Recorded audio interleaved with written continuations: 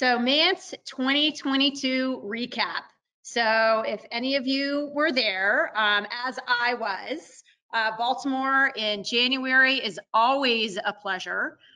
This year, however, certainly not the norm it was. We would say about 30% of vendors could not attend. Either they were trapped on I-95 in the snowstorm, like Chad from Avid IPCO, although he ended up making it. So winter weather was not great, and certainly COVID continues to provide some disruptions in our life. I made the trip, but Todd, I think typical as many, you did not.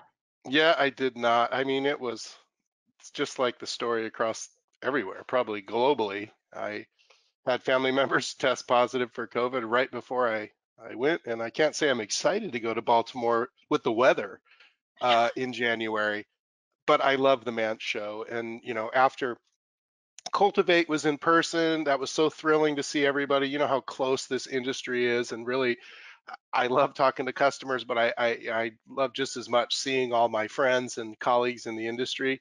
And we were all in Ohio and maskless, and oh my gosh, finally we're getting back to normal. And then by the time MANTS hit, we were back with mask mandates and people coming down with COVID, and so it was a bummer, Oh, definitely.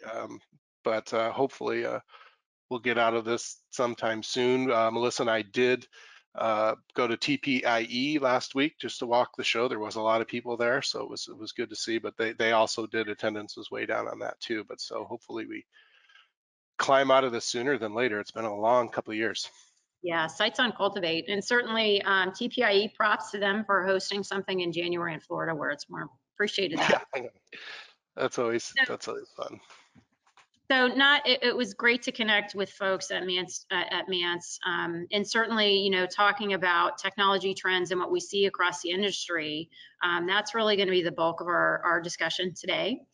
So we're going to hit on about 6 different trends. Number one, we'll talk a little bit about cybersecurity.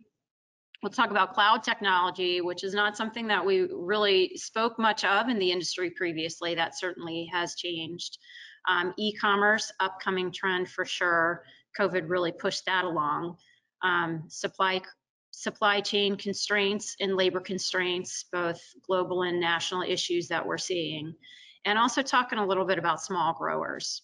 You know what's interesting about almost all those bullet points were affected by COVID, and a lot of these trends are because of COVID. So it's pretty interesting how our COVID kind of has its tentacles through every part of our life.